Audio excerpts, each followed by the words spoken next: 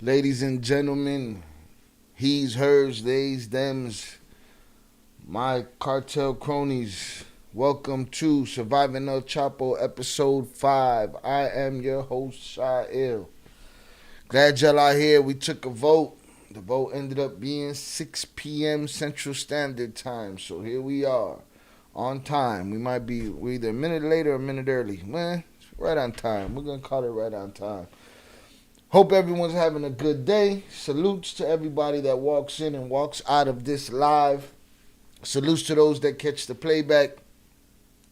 We're here for one reason and one reason only, and that's to get our cartel fix for the week. Let's not forget, today is Season 2, Episode 5 of Surviving El Chapo, but tomorrow at 11 a.m. Central Standard Time, Chapter 3 of Cartel Wives, which is episode 2 for me of the Cartel Wives breakdown, will be tomorrow at 11 a.m. Central Standard Time. A couple housekeeping details before we get it popping in here. We have $2 text-to-speech, $5 text-to-speech with media, $2 text-to-speech. You donate $2. The link is in the description. You donate $2 and you can put a message on my screen or get a comment read on my screen. And it will look something and sound something like this. Test user sent $50 test message. And we have $5 media with text-to-speech, meaning you could put a YouTube link in and it will send me the YouTube link. And for $5, I will react to that YouTube link live in the middle of the show. So appreciate that. Again, these are the things that we do to keep things moving around here. Unfortunately, YouTube seems to demonetize a lot of the Surviving El Chapo content that I put out. But we take it with a grain of salt. We keep it moving. You guys that are here live, prepare to, chime in the chat if you like. I'll be watching the chat best as I can. And that's pretty much it. If you haven't subscribed, please subscribe. Hit the notification bell so you get all the notifications. And hit the like button to help us grow and move forward. I appreciate everyone that has been engaged this week with the polls. Everyone that's been engaged in the comments. I appreciate you guys very much. I appreciate the hand and I'll keep giving you guys content. With that being said, let's get into it. Episode 5, Season 2, Surviving El Chapo. This episode is called A Life Sentence. The subtext reads, with El Chapo finally captured, the Flores twins cannot be sentenced. They're brought together for the first time in 5 years to discover their fate. Last time we saw in episode 4, or last time we listened in episode 4, the brothers were in an airplane hangar waiting to see each other. Didn't realize they were going to see each other until the very end. So here we go. Season 2, Episode 5. Let's get it. My name is Pedro Flores. I am giving this statement freely and voluntarily, pursuant to proffer letters with the United States Attorney's Office for the Eastern District of Wisconsin and the Northern District of Illinois. Although no promises have been made to me regarding my cooperation or the sentence I will ultimately receive, I am cooperating with the government in hope. Not only were no promises made, but I'm sure no promises were kept either. Of receiving a reduced sentence in a federal case where I have been indicted on federal narcotics charges. Do you believe in the justice system after what it's put you through? Well, I remember the prosecutor once telling me when we argued certain things about our case and our charges, and he said to me, the law's not there to protect criminals, it's there to protect the innocent. So, if y'all recall correctly, that was the first line of the complete Surviving El Chapo podcast. The first line of the first episode was exactly what he just said right there. I'm going to take that for the word because I was a criminal. So the law wasn't there to benefit me. It was there to go against me. So I have to respect that, If I was on the opposite side of the law, if I was on the right side of the law, maybe that law would protect me. And I hope it does. But do I agree with every part of it? No. But you see, people get 20, they kill 20 people and they just let them out because they got who they want. Yeah, who they wanted. Well, people, I'm gonna tell you, there's a lot of people are gonna think that our sentence was unfair. And I hope that in us talking about this, and they're gonna get a big picture, see, let them decide what's fair or not. But I'll take responsibility. Do I believe in justice? Yes, because I'm the one that put myself in that situation. If I would never have done that, then I wouldn't have to deal with that. Yeah, right. Hold fast. All right, guys, I'm going back a little bit. I want to understand. I want to see what's popping. Salutes to Think Like a Kingpin. Appreciate y'all being here. I'm going to go back 15 seconds. I need to see what. Let them decide what's 20 people and they expect that, you know? If I was the law's not there to protect criminals, it's there to protect the innocent.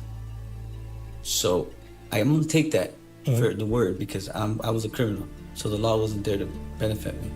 It was there to go against me. So I have to respect that, you know? If I was on the opposite side of the law, you know, if I was on the right side of the law, maybe that law would protect me. And I hope it does, you know, but do I agree with every part of it? No. But you see, people get 20, they kill 20 people and they just let them out because they got who they want. Yeah, who they wanted. Well, people, I'm gonna tell you, there's a lot of people are gonna think that our sentence was unfair.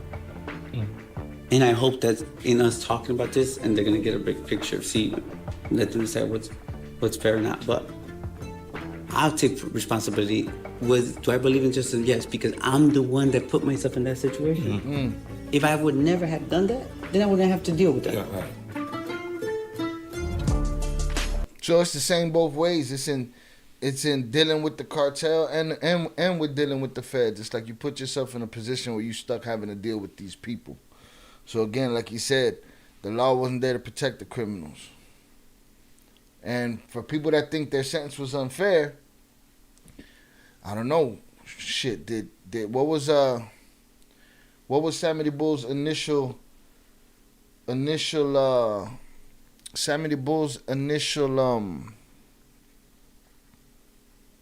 sentence before, like, because I know he got popped off for some other shit afterwards. But what was that, like 5 years? They didn't do no 5 years. These boys did 14 years. No worries, Think Like a Kingpin. Salutes to everybody in the chat. Hey, it's 50 Cent. And I'm Charlie Webster. This is Surviving El Chapo, the twins who brought down a drug lord. Season 2. Season 2. Episode 5.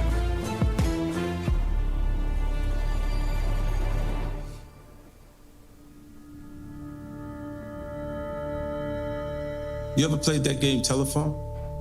For 5 years, that's the only way Jay and Pete were able to communicate with each other, by sending messages to their wives. So far, their time in prison had been about cooperation, and they had no clue how much longer they'd be in for. The twin sentencing was originally put on hold until El Chapo was caught. Now that El Chapo had been arrested, the brothers could get back together. But it wouldn't last long. Pete and Jay would soon learn their fate, but first they had to get to the courthouse in Chicago. Sat in a hangar and shackled, Pete watched anxiously as a plane approached, a plane he hoped would have his brother on board. I 5 see the years. plane approaching the private plane, and you know, it's taking forever, like, to land, to spin around. But I remember, like, they pull up, and I'm sitting in the truck still, and I see them, you know, pull the doors open. When they tell me come on, I rush out. I remember I'm just looking down, trying to peek over the corner. I just see his gray sweats and his shoes, you know. And I knew my brother was sitting there. What did that feel like? It was a beautiful feeling to, you know. Yeah, we got emotional right away. As soon as we seen each other, we started crying. What And did you do when you saw each other? well, we couldn't, you know, I was sitting down with a What did they shackle, let so you do? We couldn't do much. What did that feel like? It was a beautiful feeling to, you know. Yeah, we got emotional right away. As soon as we seen each other, we started crying. What And did you do when you saw each other? well, we couldn't, you know, I was sitting down with a shackled, so we couldn't do much. So we just rubbed our head together. Yeah, with our big head together. and I like bro, like, after I was, like, finding the tear, I'm like, bro, why do you look like that? Right away, I went to him. He's like, I've been in the shoe. And I'm thinking I'm gonna go get a haircut, like, whatever. And it didn't work out that way. And you know what? Just so you know, like, even the marshals that would travel with us, they'll stay quiet for that second, just stare at us, like, what was our reaction gonna, be like? And then he sat in front of me, and we just tried to just, we forgot about everyone else.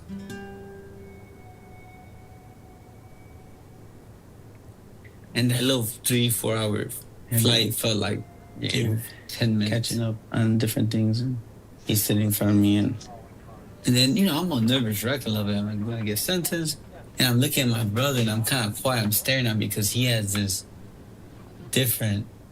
He's laid back. He's sitting back, and he's like, you hungry, bro? Give him something to eat. Like, well, it's because I was prepared. No, you can't. I did. Did you feel different to each other because you'd not seen each other for that long, and also you'd been through so much in that period of time? I'm gonna say it.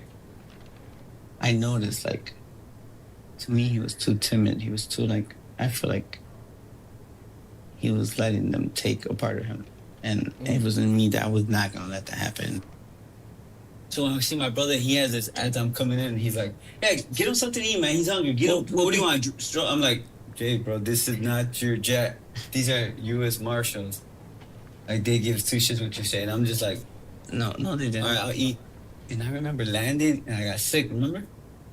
You got sick. You got sick when we were taking out. When you started feeling better, I thought he looked hungry. So the marshals are there. My brother looked like he needed food. So, hey, excuse me. Bring me that food. Like, they have fruit trade. It's a private jet. Same service. To the marshal, hey, bring him some food. And then, and what did they do? I know, but I'm looking. What do you want? Here's your stuff. I get him the fruit. Get him the drink. Like, hey, do you want anything else, brother? Like, yeah. And I'm looking. And he's like, Jay, this is not your jet. This is nacho cheese. This is nacho cheese. Salutes to Flu Dog 13 in the chat support. Appreciate you. I'm like, don't worry, you're good. I'm gonna make sure you're good.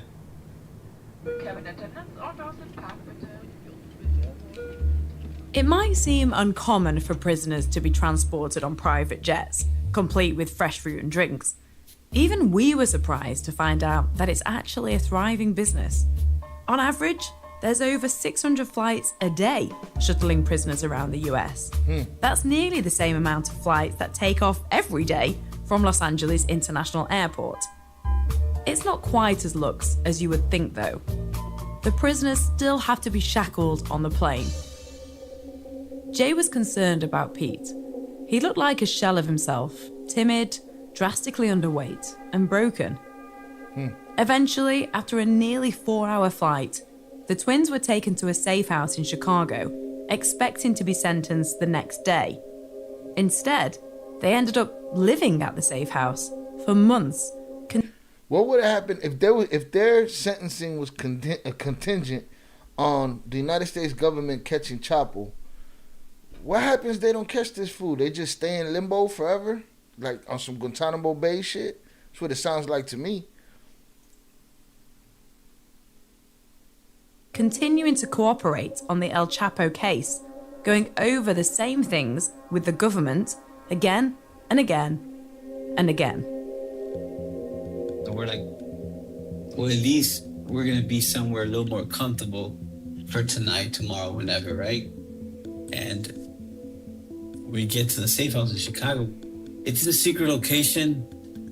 It's amazing where it's at. You'd be surprised that they put it somewhere like that, and it's plain sight. Kind of in plain sight, but not in plain sight. Yeah, we can't really discuss. I wouldn't want, it's not discuss it. It's like a bunker. So they take us back. We were there for months. There's no windows, there's nothing. But it's a big old metal heavy door, and it's a room that looks somewhat like a cheap. It looks exactly like a Holiday Inn back in the day. Exactly what everything a Holiday Inn would have. Same lamp, same. Except no bathroom door, no closet doors, and a bunch of cameras inside. Same televisions too, old big, old televisions, same everything. We go thinking that we're gonna, they're gonna let us be together, like we're on the jet together and everything. But when we get there, they separate us. And I remember asking the marshal in charge, like, can we be together? No. You can't be together. I'm like, I just got off the plane with him. We just drove over here together. You're like, what's the big deal? No. It's not your hotel. Like? It's not your Holiday Inn, Jay. The marshal in charge, like, it's not can your we be Holiday together? Inn. No. You can't be together. I'm like, I just got off the plane with him. We just drove over here together. You're like, what's the big deal? No. What did that feel like? I felt, again, that helplessness of, like, thinking, like, he's my twin brother. We're on the same case. We're going to be charged. We got charged together. We're pleading guilty together. All the benefits that we had early on. The simple things that we took for granted. We took it for granted. They took it from us. So I remember just, my brother and I, we right away, we didn't even care to eat. We just sat, we yelled at each other. Like, we're in the hole from the crack of the door. Like, we sat on the floor and he's at one, he's next door to me. So we just yelled at each other. Despite That's even crazier. You got a brick wall between each other and shit. You know he's right there, you right there, but none of that. Despite being brought together to be sentenced, the brothers were still forced apart at every moment. Separated into their own rooms, the only way they could talk to each other was to lie on the floor and shout through the crack at the bottom of the heavy metal doors. Flu Dog in the chat said 14 years is no cakewalk, only the strong survive. Indeed. Shit. That's me, 2 years, no cakewalk. Fuck jail. Real talk.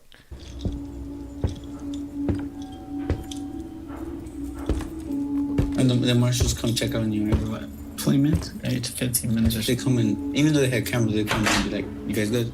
Okay. So and you should hear the keys, that's coming. You hear keys, you know they're coming. So you just yell to each other. We're just yelling at each other. Yeah. And we had regular conversations. We were laughing, just different conversations about being nervous. And then they come get us. Come on, you guys have a visit. And we walk into like a little meeting room like that. Same thing, like the rooms that they make a suite is like 2 rooms where you just take the bed out of one and it's like they got sofas. And we come in and there's the government, the agents, the prosecutors, and we're like, what's going on? Like, oh, we're gonna go over some stuff. I mean, this cooperation stuff was heavy. It was work. If I got paid by the hour, I had to get some pretty good checks. And I felt like I was upset, to be honest. I was like, I'm done. I'm done with this help me shit. I just want to get sentenced. I'm over it. Do what you gotta do. I've given you my soul, practically. They want more than that. To me, I felt like I was looking at someone who was defeated, who was giving up. That's what I looked at him. So I'm like, come on, be strong. I saw you being nervous. And I saw you being that way because I didn't think you were confident enough. And I addressed that a couple of times too. I'm looking at I'm not confident. To me, it's a test. You're tired. We're about to get sentenced and they want help. Tomorrow, they decide my future. What do you need?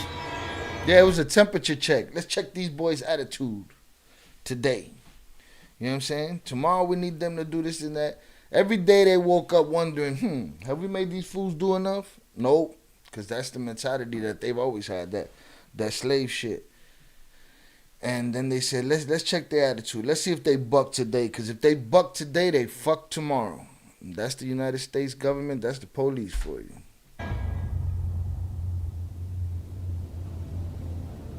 I have a family at home. I signed up for this. They That's don't have exactly that what choice. I'm saying. That was past that. So I was, to me, I'm still fighting to get home. I never stop fighting. If I were here to the last day, I fought every day. User trainers know that. My brother would call it tantrums. I call it fighting. I think for me to see us be alike so much, even when it comes to personality, a little bit at times like energy. Or like whatever we give out. And for him, I felt like I was going one way, he was going the other. It was, I think, troublesome for me. And then if you could kind of tell, like it was troublesome for him to see me the opposite way. I feel like more meekness set into me, a little more humble, a little more like... Look, it sounds like Jay felt like Peter was losing the will, the internal fortitude to keep going. And that's a real thing. Shit, you go through something, you go through that much, motherfucker get tired. People get tired of regular life, let alone what they was going through. So it just sounds like he was watching his brother lose his will. And that could have been misinterpreted. He don't know what he's going through. They ain't seen each other in a long time. But they got that twin, you know, my old man's a twin. They got that twin telepathy. Going on. So he sensed something. But it seemed like he saw his will dwindling, his will to keep going, his will to, you know, finish the game. More like patient, no more like, you know, maybe. Go back 15 maybe. seconds. Salute to Carlos Stanton from Tucson, Arizona. DJ Chucky Chingong, salutes to you. Appreciate you being here, brother. Just, I embraced that part that I was like the opposite way. I feel like more meekness set into me, a little more humble, a little more like patient, no more like, you know, maybe just, I embraced that part that I was like, you know, I'm human.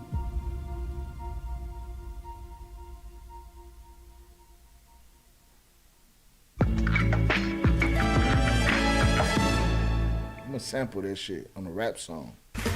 Okay, round two. Name something for people who want to know. Ranked among the best in the episode 5.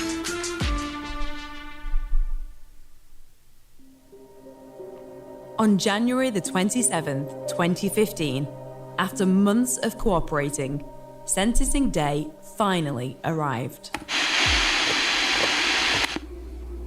I remember that morning, I'm in the safe house and I turned on the news. Like, I just turned on the local news in Chicago.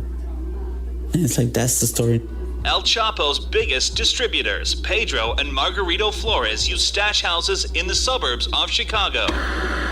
The Flores twins could be Chicago's biggest cocaine and heroin traffickers ever. What if one of those stash houses is just still chilling, abandoned, all kind of weight in it and shit? Salutes to Billy Finnegan. Strong arming. Salutes. Welcome. Chicago's infamous drug trafficking twins, Pedro Flores and his brother Margarito. They became the Sinaloa cartel's largest U.S. distributors.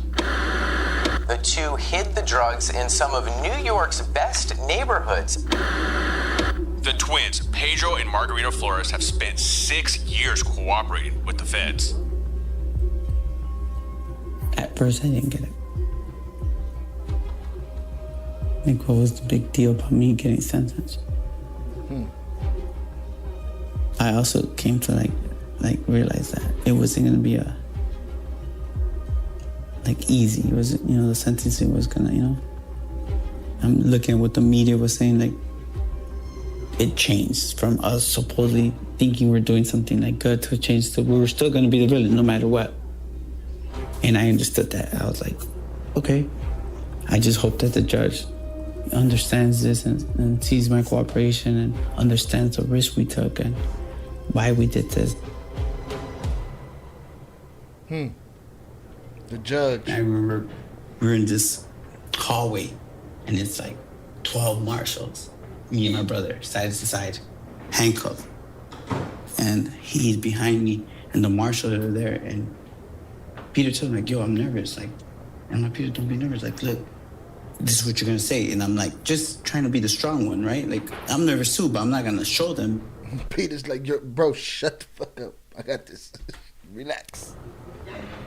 I'm already freaking out. And the marshal's like, man, you guys gotta just stop already.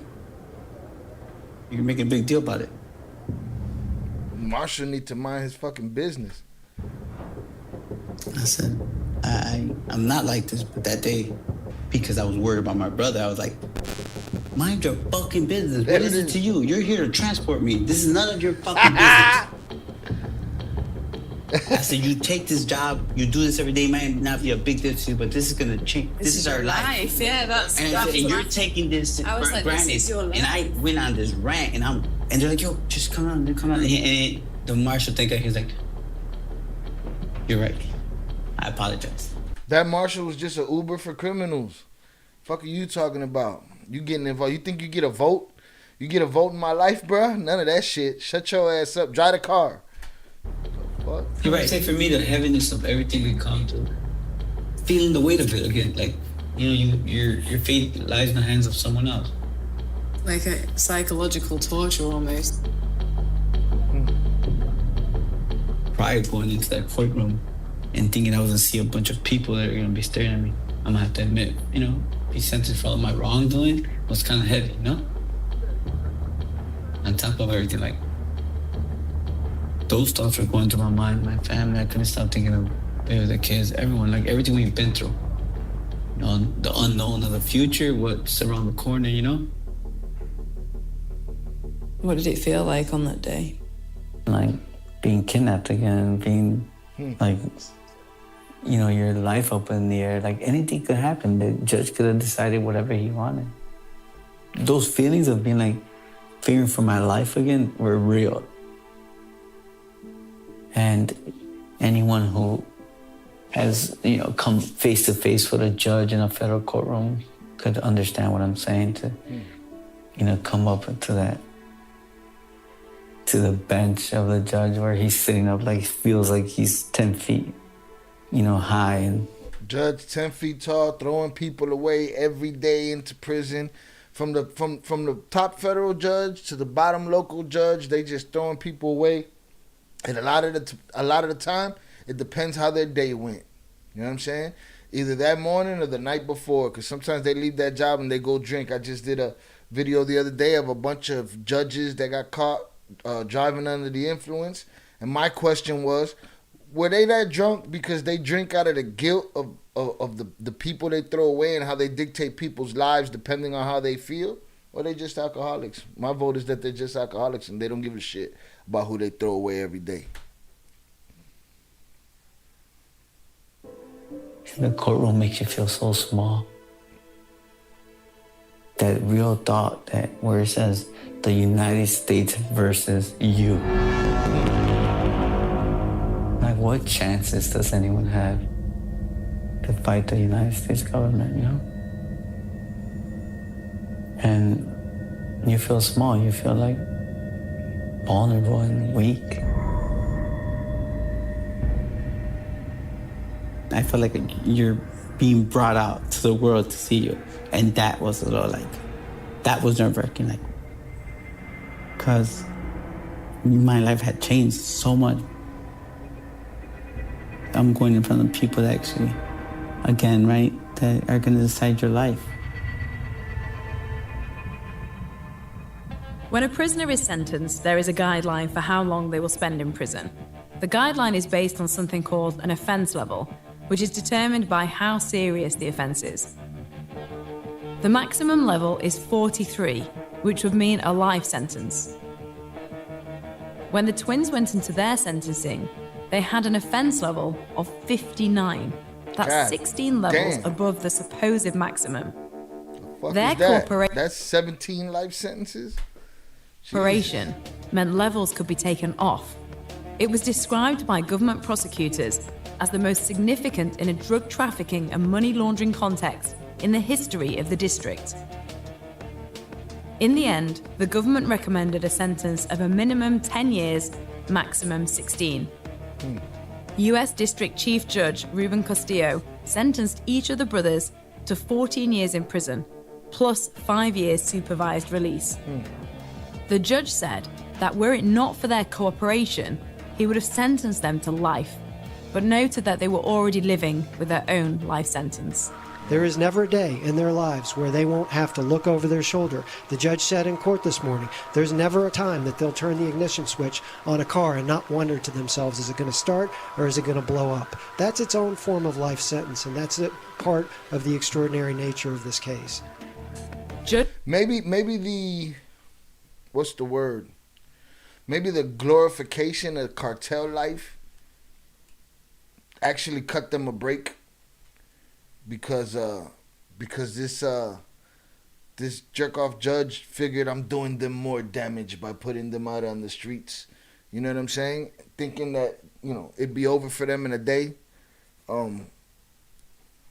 That probably helped in their case, because he thought he was doing something. He thought he was doing something just. They got a life sentence. They got to worry about cars blowing up and shit. Judge Castillo said the twins' operation devastated the walls of Chicago and created a highway of drugs into the city. Jay and Pete's cooperation led to criminal charges against the three bosses of the Sinaloa cartel: El Chapo, El Mayo, and Arturo Beltran Leyva. In addition, there were 51 other people charged as part of their cooperation, including their friends. People like Musico, who you might remember from the strip club night in season 1. He was the person on the other end of the phone organizing for the cartel to save the Flores family's lives when they were caught by the Mexican federales. Even Tommy was charged, Jay's best friend. He was the person who helped Jay get Pete back when Pete was kidnapped by El Chapo, and sat with Jay that fateful night watching the John Gotti documentary that first gave Jay the idea to cooperate. A total of 54 people had charges brought against them because of the Flores twins. Judge Castillo said, "It's never too late to cooperate." I wanted to have like the best news and feel like, okay, I'm gonna be home in a year and a half, or it didn't happen, I was just halfway. The twins had spent nearly 7 years in prison before being sentenced, and they now had another 7 years to serve. They were only halfway through. That sucks. I was disappointed. Relieved in some ways, because I felt like I was expecting like a lifetime supervision or something. Right, you got a date. Hard, something hard to live with. I was given 5 years supervision, but again, it wasn't for myself. It was just for my family, my wife, my kids. We were just like halfway through at that point. Smoke them if you got them. After 6 years, of not just 6 years, it was 6 years of craziness. To be like, okay, we're halfway. Felt hard, Felt like starting all over. Yeah, that'd be like where the anger, the next fucking plateau of anger were to set in. Like, God damn, starting over again. It's ridiculous. Safety. Even after all those years of growing and thinking about my case and thinking about everything we did, I just never considered what me that I put my family in danger. And sometimes I would think like the fact that my wife and the rest of my family would be like, it's worth it. Like, it kind of showed to me like how much they loved me and how much they wanted more. That they were like, I didn't understand that sometimes we were making decisions for our kids that they didn't even get a chance to make. Kind of like what my dad did to me, right? And yeah, decisions that mold the shit that happens for the rest of everybody's life moving forward that they had no clue about. You know what I'm saying? They don't know how bad it could have been. You know what I'm saying? Or could it have been better? Or no, none of that. Those decisions were made and they ring off into eternity like that. You know what I'm saying? I thought when I got sentenced, I was going to come out feeling good. Is that understandable, right? Besides me getting rewarded with, no matter what the sentence was, that I was going to come out like feeling good. And I remember that press conference where they wanted to set us as an example. I didn't feel that it was going to be an example for other people to cooperate. I totally didn't feel like that. I felt like it was just a reminder, I guess, a little more of extra torture for me and my family of what was lying ahead of me. I want to parade you in front. I think that I was broken inside. Grateful that it wasn't longer, but I was broken. You know, I felt like I was like so overwhelmed with thoughts of Viviana and everything she had been through already, and the kids and how hopeful they were. And I remember I was sick again. I was throwing up like all the way back, you know. I was sick that I was gonna have to say bye to my brother, like, and thinking that the next time I'll see him again it's gonna be who knows. I hope you threw up all over that fucking plane. I'd have thrown up all over that fucking plane, all over the food, all over that Marshall. Everybody could have got it. Did you get to say anything to each other once you were sentenced, before you were parted? Yeah, I thought they were gonna, like, take us straight back to our prisons, but they didn't that night. We stood back in the safe house again, and we talked, and it was hard. I did feel like I see my brothers like saying like, oh, well, what did we expect? Like a little more hard about it, or stronger about it, and I felt broken. Logical, more logical. It was hard thinking like I wasn't gonna be with him again. When the judge sentenced me and my brother to 14 years,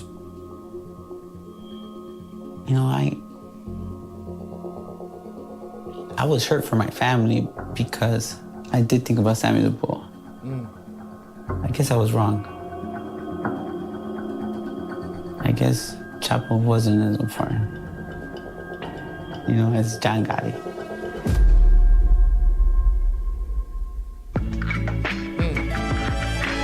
Fucking Sammy the Bull, boy, behind a bunch of bullshit. 14 years. Hold on. You know, I was hurt for my family because I did think about Sammy the Bull. I guess I was wrong. I guess Chapo wasn't as important, you know, as John Gotti.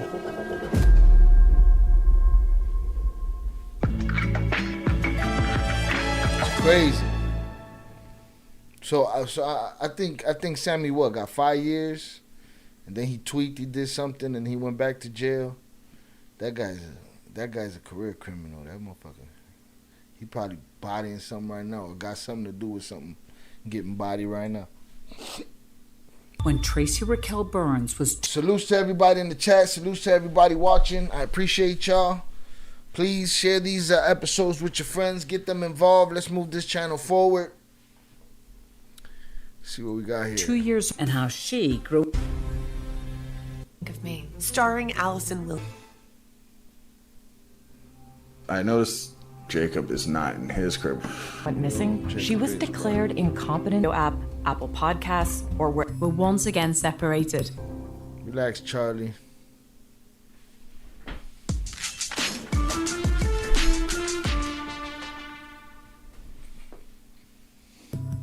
After they were sentenced, Jay and Pete were once again separated.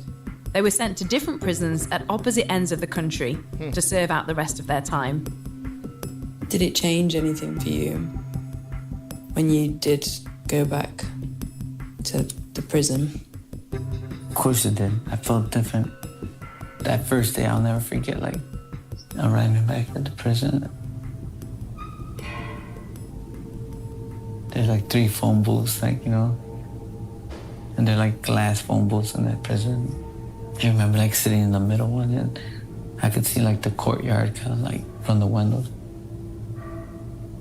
But, like, everyone knew, like, when I got back like to court, but they know what's going on. Everyone just kind of like gave me my space, and I remember just breaking down with Viv on the phone. I'm feeling so like hurt for her, like, you know, like, what do you say to your family? What do you say to your wife that's been waiting there for you to come home and you can't come home? I can't explain to you in words what that feels like. Knowing that they need you, they're waiting for you, like literally like holding their breath for you to come home. I remember just thinking, like, telling her, babe, I tried my best. I did everything I could. Everything that I could possibly do, I did to make this easier. And this is as easy as it's gonna get. There's nothing else in my mind I could have done at that time to help my situation. You know, and I felt like I had to live with that. As easy as it's gonna get. Shout out Carlos Stanton. He says, Sammy the Bulls out here in AZ got caught up selling ecstasy trying to strong arm ravers. That guy's funny. I be watching him arguing with Michael Francese on YouTube and shit. That shit's hilarious. It's just the can't get rights are the same everywhere. You just see it's just, there's nothing unique about these can't get rights. You find one in every hood. And there's a Sammy the Bull everywhere. That character, that guy, that kind of demeanor. There's nothing else in my mind I could have done at that time to help my situation. You know, and I felt like I had to live with that. It was a snowy, cold snow day. So all the kids were home. I remember I took them out in the morning and they wanted to go out and build snowmen, and there was a couple of kids in the block that would come and play with them in the front. So it was like, it was not good that they were home that day. We came in and we had like a lunch, and then we played games, and a family member there was with me. Thank God for her. And, you know, I remember Valerie texting me and telling me what was going on, and my husband's attorney was very much keeping me updated, and he didn't leave me in the dark at all. So, you know, I was grateful for that. When I heard that, you know, he got 14 years, it was hard. It was like someone like took all the wind out of me. That's another kick in the chest. Yeah, I felt defeated. You know, I felt very much defeated, and I felt that I let down the kids too. And I felt let down. I felt angered and really regretful.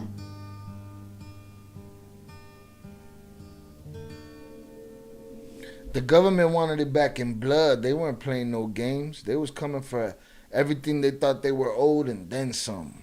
You know, how much they think they're making a deal? Cool, let's see how much we could crush them against this rock. I couldn't wait to talk to him. After I had my moment of madness, you know, I kind of, and I'm always good at that, I'll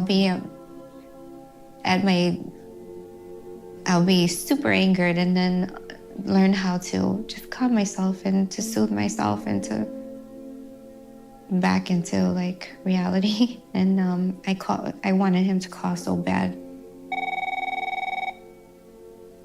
When he got to the prison, he called me right away, and there was complete silence, like for 5 minutes. It was just complete silence, and we were just crying and in complete silence.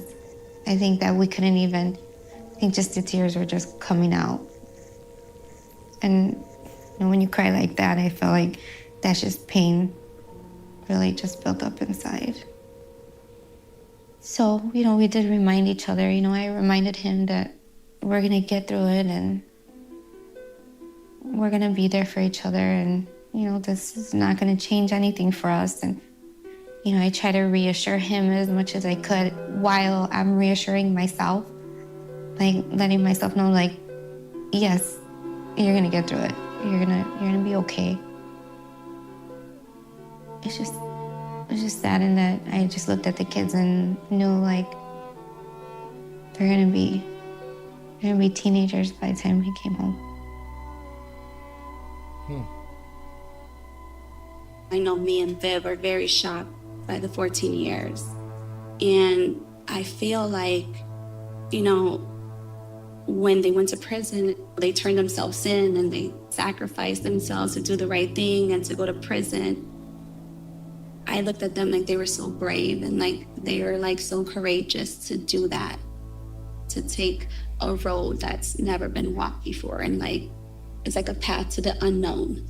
And then all of a sudden it's like, you know, they're there and they're in prison, and it's like we're like, okay, well, I think in our mind we're like, okay, well, they never killed anyone, they weren't violent, you know, they didn't do drugs, like they didn't drink, like we would, you know, they're justified, we would justify like who they were as men. They weren't womanizers, you know, they were great fathers, they were great husbands. A bunch of shit that the courts don't take into consideration. I'm sure, you know what I'm saying, that we all know. You know, a bunch of shit that the courts do not take into consideration. And I remember when Jay and Peter coming back from sentencing, you know, I was devastated with the 14 years. I'm like, wait, what?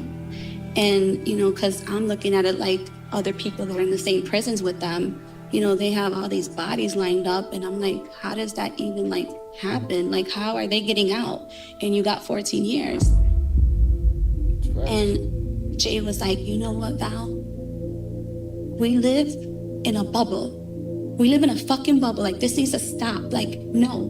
When I was standing there in front of the judge and he has his cloak on and he's sitting up and you see the American flag in the background, you see how powerful he is. He said, I felt fear.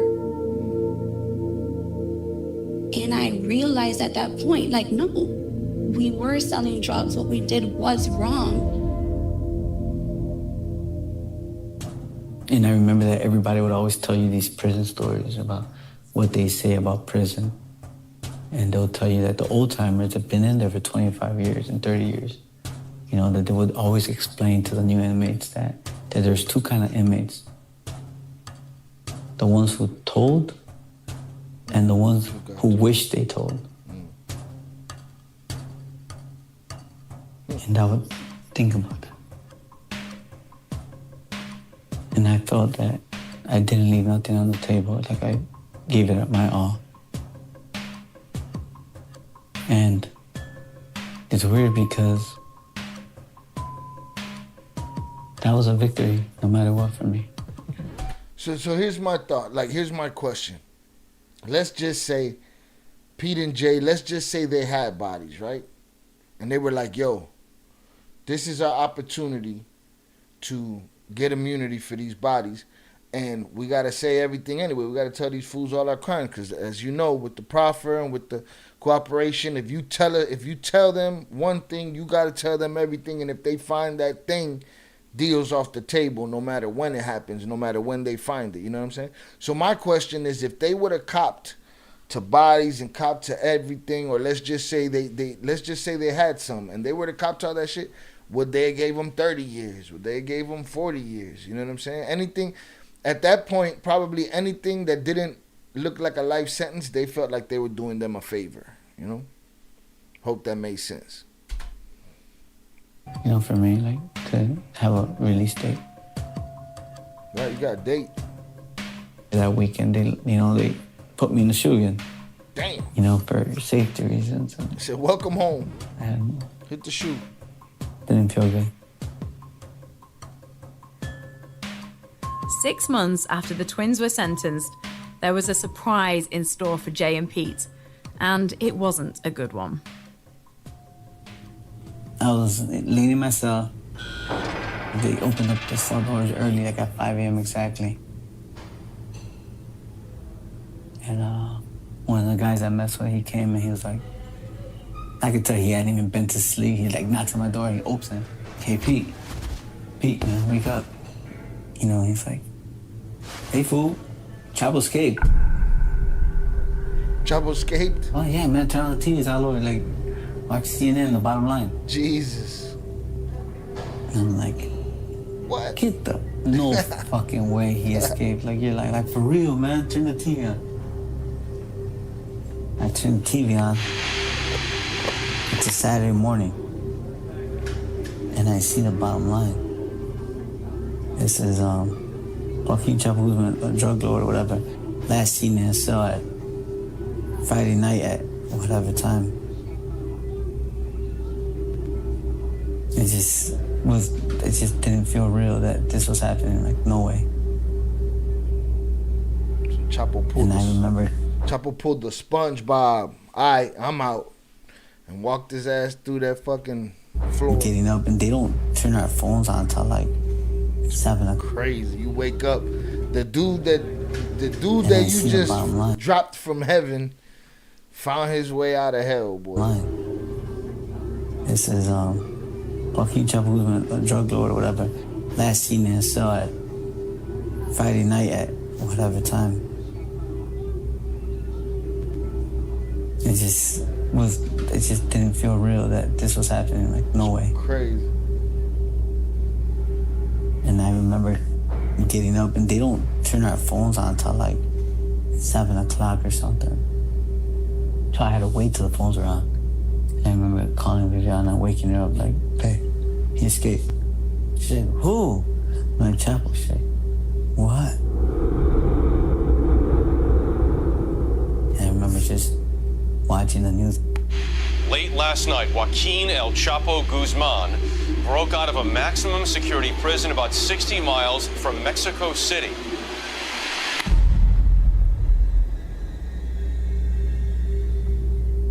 Everyone's watching the news. Everyone's like coming by, like, you see Chapo escape? And it was like unbelievable that they were really reporting that. When you think about the situation, you know, the story behind these kind of people is that they do these crazy things because they believe they could do them. They believe they could do the impossible things. An evil genius is still a genius. Like, I don't care how you put it. Like, that's and then right. he got the balls to even attempt it. And, you know, he got nothing to lose. And I could see why he does that in a mindset where you got nothing to lose. You might as well, you know, take the half-court shot. Yep. Swing for the home run. You're gonna risk everything. Yep. Swing for the home run. Go for the knockout, head hunt, all of that shit. It's you raging.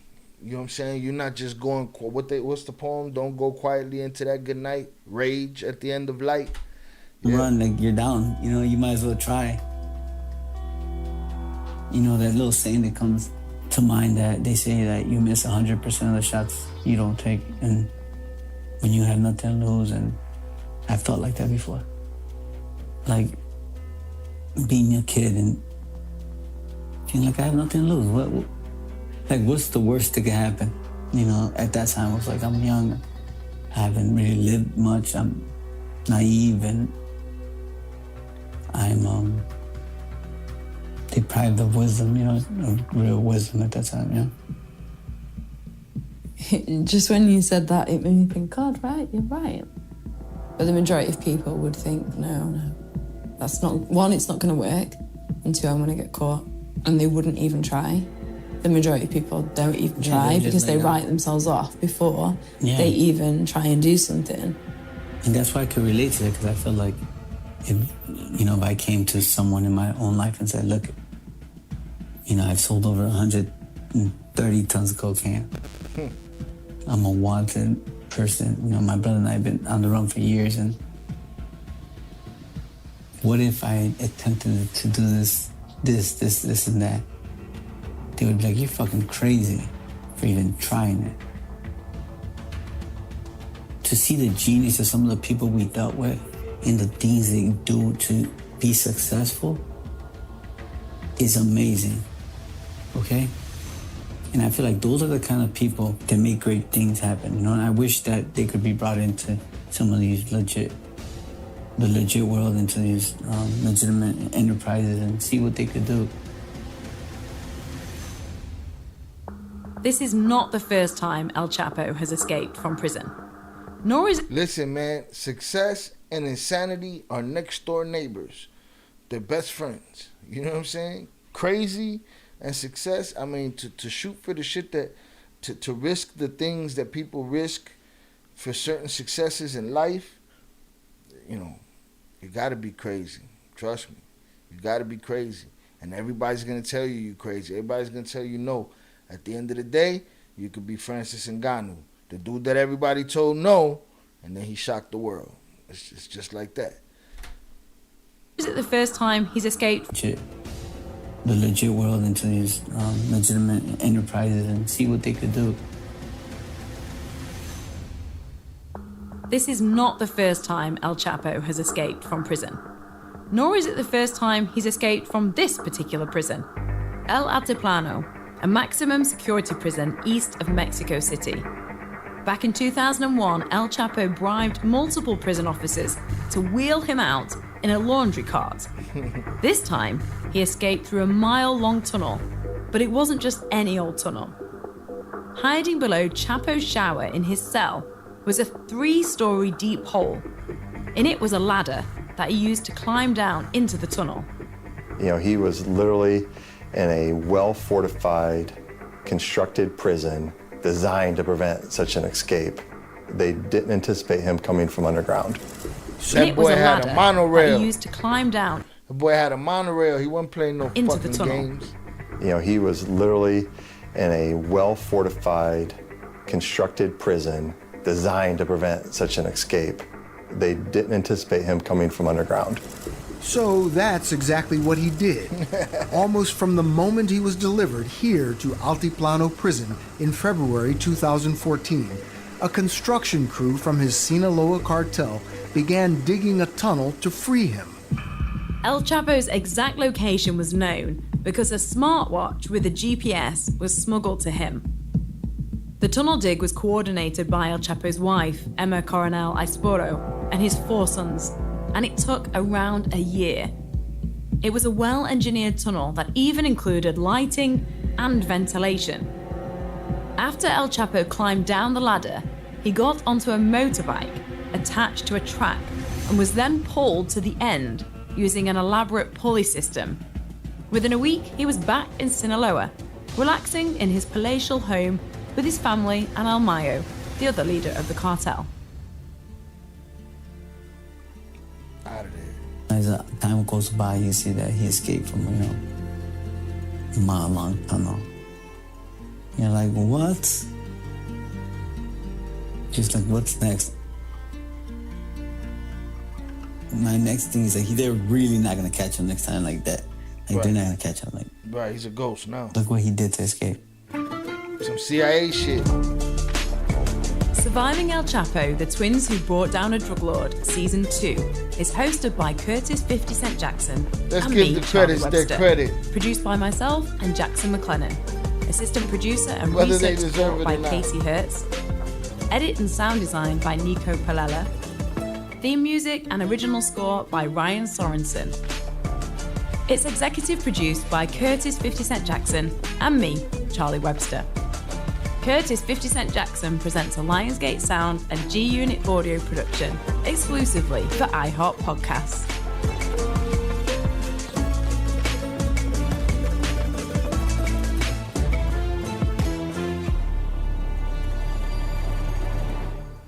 So the boogeyman is out of prison through his tunnel. He got through on his tunnel. There it is. Season 2, Episode 5, Surviving El Chapo, a life sentence. Woo! So the government came and poo-pooed on their parade and gave him another 7 years on top of the 7 years that they had just done. The Sammy the Bull case, which was, I believe, 5 years, was not the measuring stick. The government, like they said, evidently Gotti trumped over El Chapo in that sense. Then to get to the point where you're gonna do your 7 years and now the boogeyman is outside. Now what happens to the deal in that case? You know what I'm saying? What happens to their deal? Say they don't find Chapo again. Shit, I made my deal, did my job, put myself out there, put myself at risk. You put the hammer down on me. It should be a done deal at that point. 7 years, I'm walking out of here. But the government is a slippery snake. So you never know what's going to happen. The other day I was trying to remember where I heard basically a double jeopardy case. And it was and it was the LeBar Broman Span thing where he beat a case, and then they brought it back in a RICO indictment, folded up into a RICO indictment. So basically they loopholed around double jeopardy right there. Carlos Stanton, these guys should go down as the worst dealers ever. Good shit, man. You get a donation. Appreciate it. I don't know, man. Were they the worst? I know a lot of worse. Were they the worst? And at what point were they just dealers? Like, they were successful at the dealer part. You know what I'm saying? It was the cartel shit that tripped them up. All of the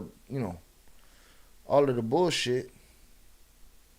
At what point, you know what I'm saying, was it like, nah, they were actually revolutionizing the drug game. The drug game wasn't the problem. It's the rest of the shit that was the problem. And now, at this point of the story, the government's their problem.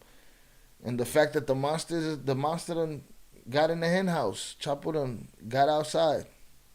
So I'm looking forward to episode 6. It looks like they're getting around to the nitty gritty of this season. It was about a year ago that we started this series, and basically they've been in prison 7 years. So we got from the beginning to the sentencing so far. I appreciate y'all being here. Don't forget, tomorrow morning, 11 a.m. Central Standard Time, Cartel Wise Chapter 3. It's my second episode. First episode was Chapter 1 and Chapter 2. I'm going to put like the smaller episodes that are in chronological order, maybe 1 or 2 of them together at a time, but most of the time it'll be one episode at a time. But I did that last week. So tomorrow morning, 11 a.m. Central Standard Time, Cartel Wives will go live on my YouTube channel. I appreciate y'all for the engagement. I appreciate y'all for your comments, your questions, your suggestions, for voting in the poll. Please hit the like button. Please hit the subscribe button. Share this. Get with your friends. Tell them, hey, what you're listening to. Hey, you can get through work listening to this playlist here, and I'll keep trying to make the show better. With that said, y'all have a good night. I appreciate y'all, and we'll talk next week for season 2, episode 6, and during episode 6, Chapo's outside. We don't know where he's at. Well, he's on his villa, like they said, but he's outside. And the feds, I'm sure, are scrambling to get his ass back. But it was a decent episode. They didn't waste a lot of time. They got to the good stuff. Salutes Billy Finnegan. For everybody in the chat, you can throw a 100 in there. Peace out. I'm going to give y'all a 100 and a salute. Boom.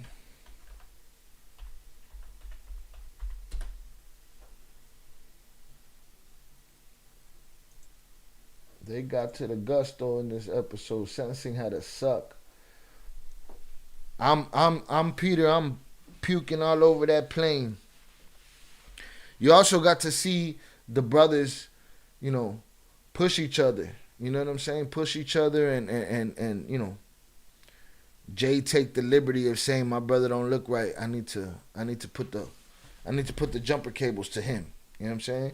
And maybe the other brother feeling like I don't need no jumper cables right now. I'm tired of this shit. A lot of pressure. A whole lot of pressure. If y'all got any suggestions also, make sure y'all always leave the suggestions in the comments. Keep engaging. Maybe we'll do a Surviving El Chapo trivia night. I'll draw up some questions and put them on the community tab and see how that works. Also, I'm contemplating during lives putting up a StreamYard link so that we can have conversation together live on screen about the episode or whatever it is that we're covering at that moment. So all of these things are in the work. I'm just building community. So again, thank you guys, and y'all have a good night. Y'all be safe wherever you at. Peace.